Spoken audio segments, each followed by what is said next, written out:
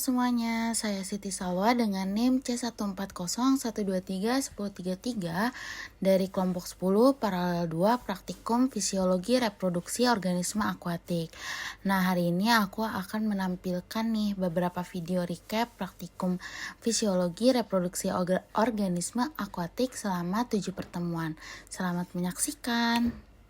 Nah, di minggu pertama ini kita itu hanya pendahuluan mengenai fisiologi reproduksi organisme akuatik. Nah, di minggu pertama ini tugas kita itu hanya melakukan studi pustaka melalui literasi digital mengenai ciri seksual sekunder dan primer serta anatomi organ reproduksi pada kelompok teleos, krustasea, kerang, moluska, echinodermata seperti ikan emas, nila, patin, lele, baung, udang galah, udang panit, kijing Taiwan, kerang mutiara, dan sebagainya.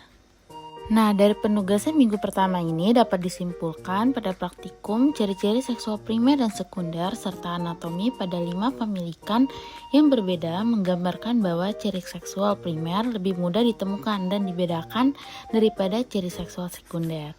Ikan jantan dan betina memiliki anatomi yang hampir mirip dan memiliki sedikit perbedaan pada bentuk dan posisi gonad dalam tubuhnya.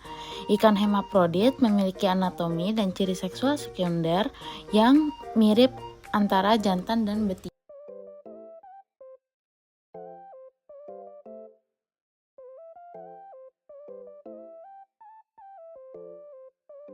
Selanjutnya itu minggu kedua kita itu praktikum dengan judul ciri seksual sekunder dan primer anatomi organ reproduksi kelompok Teleostei. Nah, di minggu kedua ini kita itu bedah ikan dan setiap kelompok itu mengambil ikan dengan jenis yang berbeda-beda sebanyak 1 ekor dengan kelamin yang acak. Lalu ikan ditimbang, mendokumentasi posisi tampak luar setiap ikan dengan kepala yang menghadap ke kiri, mengidentifikasi ciri kelamin sekunder dari tiap ikan yang dimiliki, selanjutnya menentukan dugaan jenis kelamin ikan tersebut. Lalu membandingkan dengan kelompok lainnya yang memiliki jenis ikan dan kelamin yang berbeda. Membedah bagian perut yang dimulai dari lubang urogenital menuju arah operculum dan mendokumentasikan kembali posisi tampak dalam rongga perut. Lalu melakukan identifikasi, menentukan organ hati dan gonad juga. Lalu membandingkan hasil yang didapat dengan literatur yang telah dikumpulkan pada tugas minggu sebelumnya. Dan dilanjut dengan pengerjaan laporan. Berdasarkan hasil praktikum pada minggu kedua ini, ikan Teleostei yang digunakan yaitu ikan nila, emas, dan lele. Menurut Wadarni et al. 2017, ikan nila memiliki perbedaan seksual sekunder antara jantan dan betina berdasarkan warna kulit dan bentuk tubuh. Bentuk tubuh betina lebih besar dan warna kulit jantan lebih terang. Menurut Silva et al. 2023, ciri seksual ikan nila dan betina berupa ovarium pada betina dan gonad pada jantan. Lalu, menurut Mulya et al. 2016, perbedaan jantan dan betina pada lele yaitu tubuh lele jantan lebih ramping, sedangkan lele betina memiliki perut lebih besar. Lalu, menurut literatur Iskandar et al. 2023, praduga terakhir pada ikan emas yang kita peroleh itu ya betina, namun saat dibedah ikan emas tersebut berupa jantan. Ikan emas betina memiliki bentuk tubuh lebih besar daripada ikan emas jantan. Ikan emas jantan memiliki gonad yang mengandung cairan putih, sedangkan gonad betina mengandung kuning telur.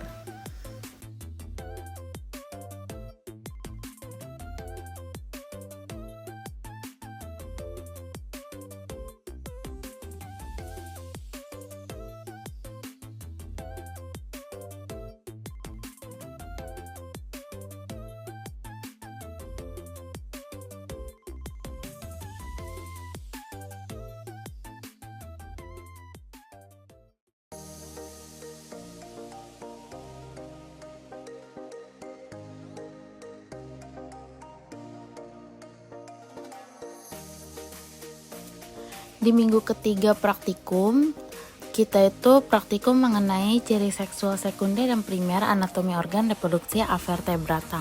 Avertebrata yang digunakan pada praktikum ketiga ini ada lobster, kepiting, cumi, dan kerang hijau.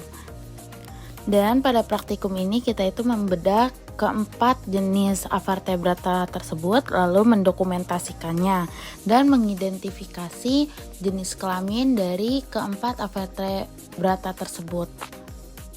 Berdasarkan hasil praktikum yang telah dilakukan di minggu ketiga ini, menurut Panopo et al. 2022, perbedaan seksual pada cumi jantan dan betina dapat dilihat dari bentuk sirip. Sirip jantan lebih lebar daripada betina.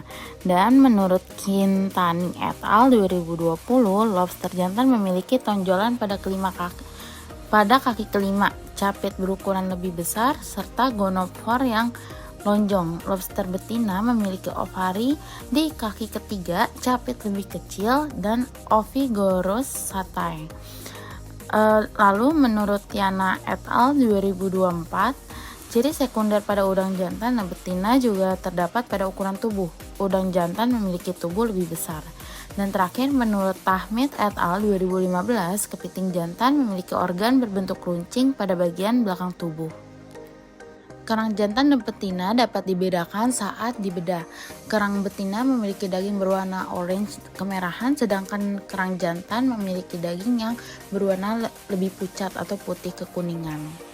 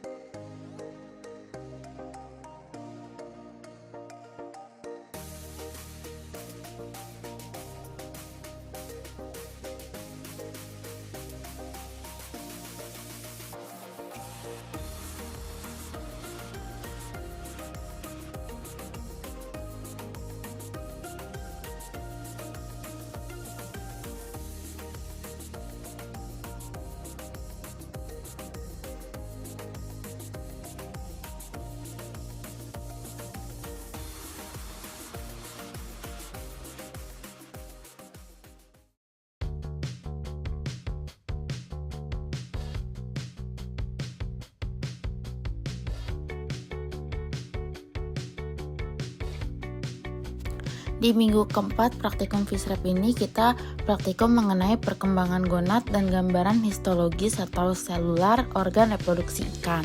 Nah, di praktikum keempat ini kita mengamati organ ikan, ada ikan lele, ikan nila yang telah dibedah dan kita amati dan melakukan praduga awal mengenai tingkat kematangan gonad pada ikan tersebut.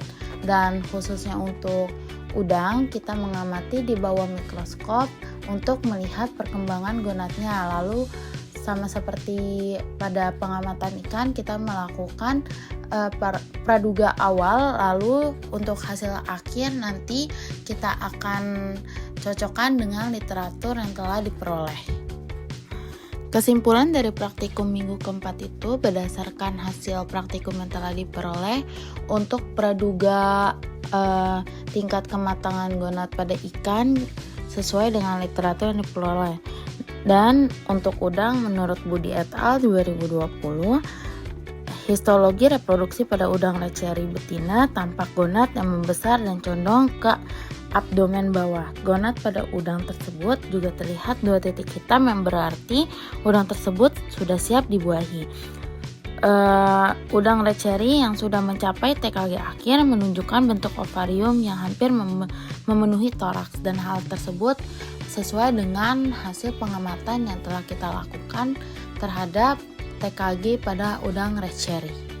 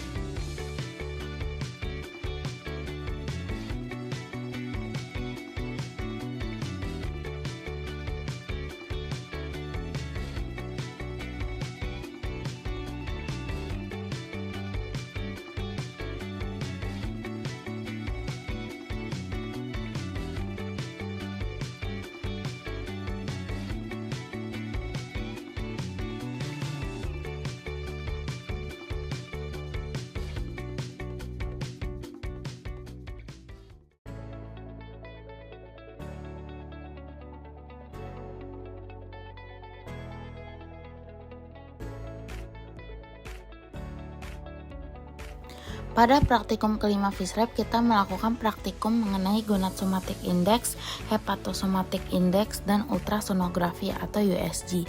Pada praktikum kelima ini, kita pada awalnya menimbang berat ikan untuk mendapatkan berat awal ikan tersebut, lalu mendokumentasikan bagian ikan tampak posisi luarnya, dan membedah bagian perut dimulai dari lubang urogenita menuju arah operkulum, serta kita menentukan organ hati dan gonad pada ikan tersebut dan menimbang organ tersebut secara terpisah dan melakukan dokumentasi kembali posisi tampak organ hati dan gonad secara terpisah dari tubuh. Lalu hasil yang kita peroleh dibandingkan oleh literatur. Namun tidak hanya membedah ikan, sebelum membedah ikan kita pun mengidentifikasi TKG ikan tersebut melalui alat USG dan melakukan praduga awal terhadap TKG ikan tersebut melalui layar yang menunjukkan rekaman pada alat USG tersebut.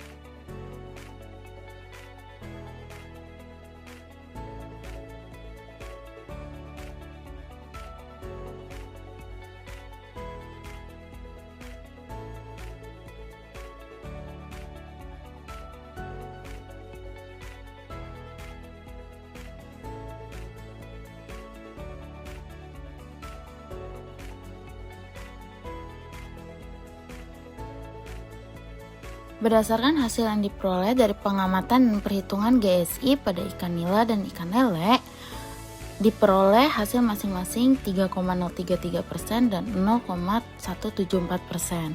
Nilai GSI ikan nila betina juga lebih tinggi daripada nilai GSI nila jantan. Menurut Zulfahmi et al. 2018, nilai GSI yang mengalami penurunan atau terlalu rendah dapat disebabkan oleh pengaruh lingkungan seperti polusi yang terjadi pada air tempat ikan nila tersebut hidup. Lalu menurut Chen et al. 2022, nilai tingkat GSI ikan lele betina lebih tinggi dibanding ikan lele jantan karena perkembangan ovarium yang lebih besar, sedangkan testis tidak mengalami perubahan ukuran yang cukup besar, serta nilai GSI pada lele jantan lebih stabil dibanding betina karena nilai GSI betina mengalami peningkatan dan penurunan antara masa pemijahan dan masa pasca pemijahan. Berdasarkan hasil pengamatan dan perhitungan HSI pada ikan nila dan ikan lele, diperoleh hasil nilai HSI ikan betina lebih terlihat daripada ikan jantan. Menurut Chen et al. 2024, nilai HSI pada ikan betina berubah dan berkaitan dengan perubahan nilai GSI karena HSI pada ikan betina berperan dalam proses fitologenin yang berfungsi dalam pembentukan telur, sedangkan nilai HSI ikan jantan cenderung stabil karena tidak terlalu mengalami perubahan pada nilai GSI ikan jantan. Selanjutnya, tingkat kematangan gonad ikan nila dan lele berdasarkan metode kanulasi menunjukkan bahwa ikan nila berada pada TKG tingkat 4 dan ikan lele berada pada TKG tingkat 1. Menurut Yusrin dan Diamahesa 2024, telur berwarna kuning tua yang diperoleh dari proses penghisapan kateter pada metode kanulasi terhadap ikan betina menandakan bahwa telur tersebut sudah matang dan siap dibuahi, sedangkan pada ikan jantan terdapat ciri fisik yang menandakan ikan jantan tersebut telah matang gonad berupa alat kelamin yang menjulur panjang ke arah anus dan telah berisi sel sperma. Terakhir yaitu pengamatan melalui ultrasonografi. Praduga terhadap gonad ikan nila dan lele melalui pengamatan USG, yaitu gonad nila berada pada TKG 4 dan gonad lele berada pada TKG 1.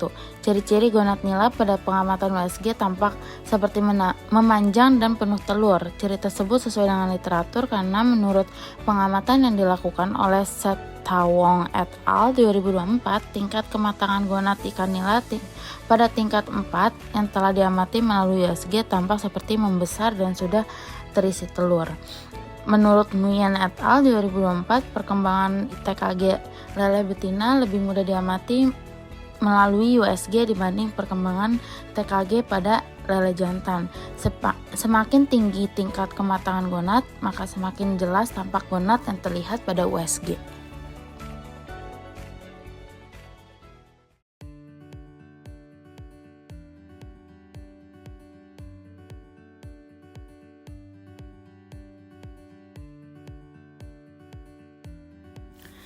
Di minggu ke-6 praktikum FishRep, kita melakukan praktikum mengenai sebaran diameter telur dan fekunditas. Nah, di praktikum ini kita mengambil satu ekor ikan mas, lalu dilakukan USG untuk memudahkan kita dalam proses kateter mengambil telur dari gonad ikan tersebut.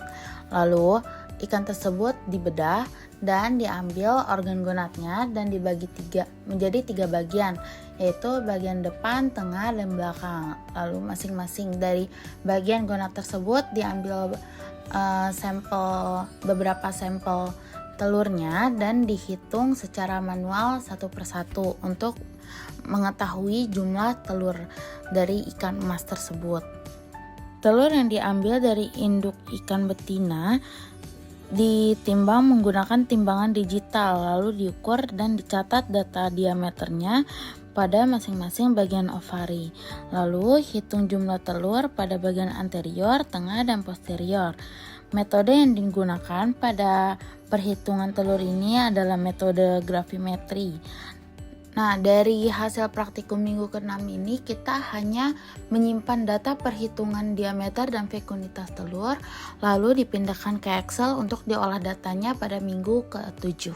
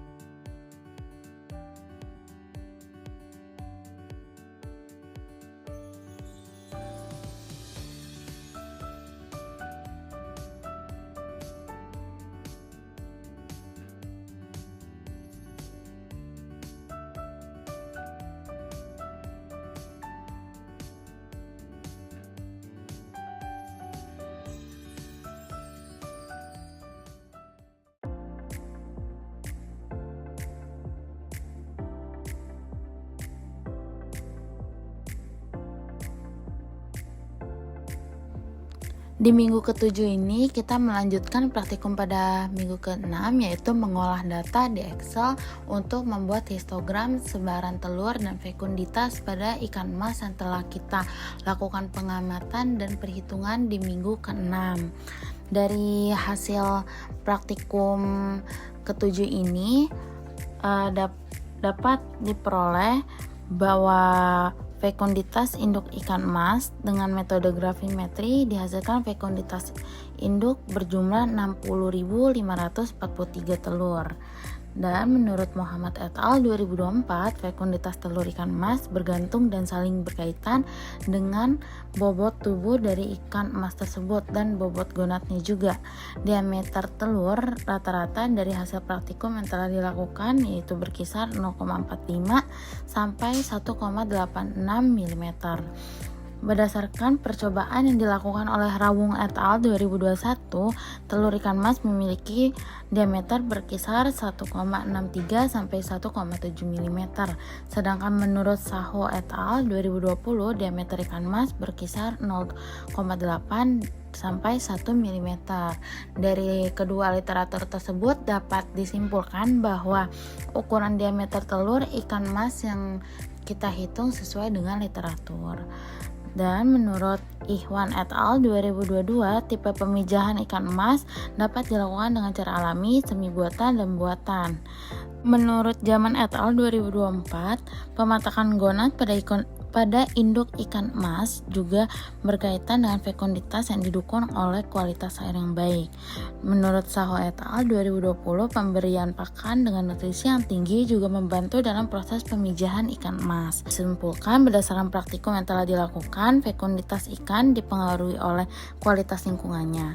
Bobot ikan dan gonad mempengaruhi diameter telur ikan, dan cara pemijahan yang tepat dapat meningkatkan fekunditas ikan.